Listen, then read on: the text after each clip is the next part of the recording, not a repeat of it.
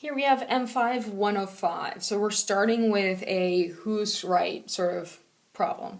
So it says Mark and Allison are working on their homework and disagree on the volume of the cone shown. So here we have a slant height of 8.2 and a radius of 5.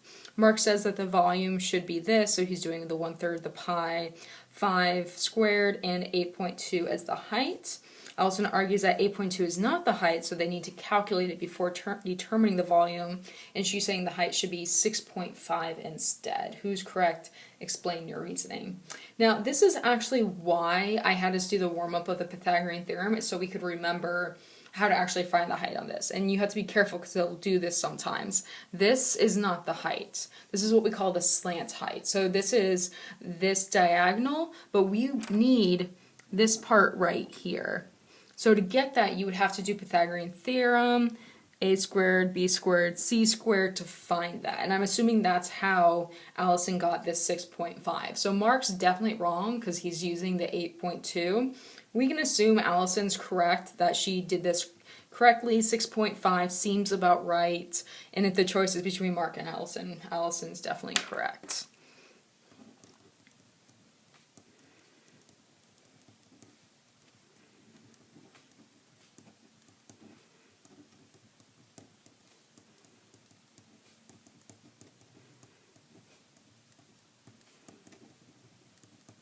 So I said Allison is correct. You need to find the height using the Pythagorean theorem. The slant height, it can't be used for that. All right, on 3, we're just going to see how much we really understand all this.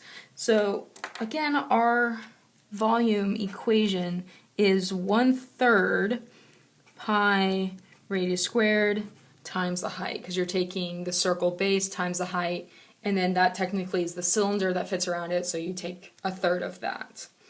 So for all of these, I just need a radius and a height. So be careful because not all of them do they give you both of those.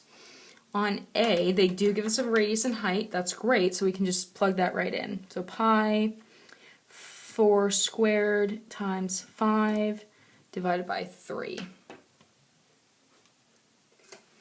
And I am getting that the volume is 83.78, and that'd be centimeters cubed.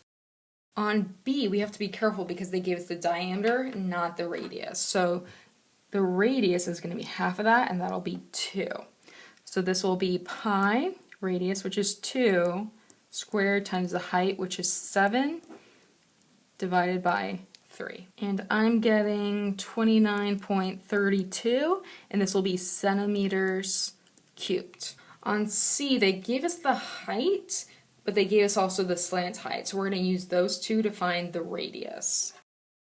So we have our unknown radius squared plus that 10 squared equals our 18 squared.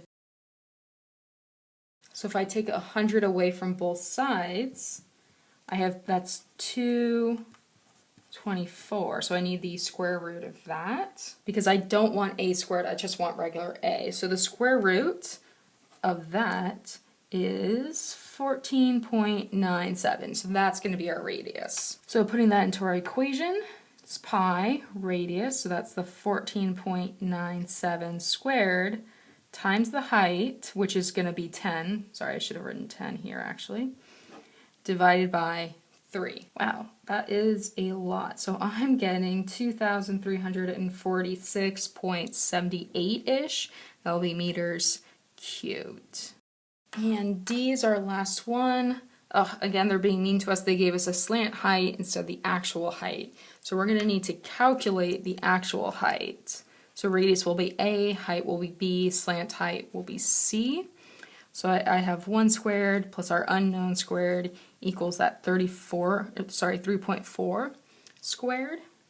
So I'm going to need to subtract 1 from both sides because 1 squared is just 1.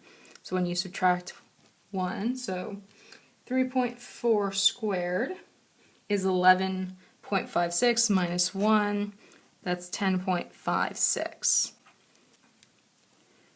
Now b squared is not what we want. We want just regular b, and it wouldn't make sense that this is 10 tall when the slant height's only 3. So that should give you an indication that we're not done yet. So I need the square root of 10.56 And that is 3.25. And that makes a little bit more sense. It should be less than our C. So 3.25 is our height. Then we can use that to calculate our volume.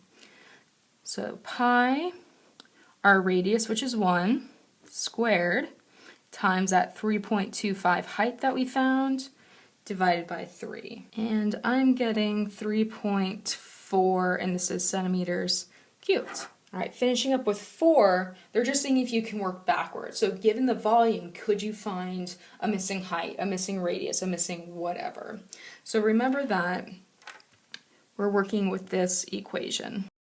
So in these cases, we have our volume, and we're given some other things, and we just have something we need to find.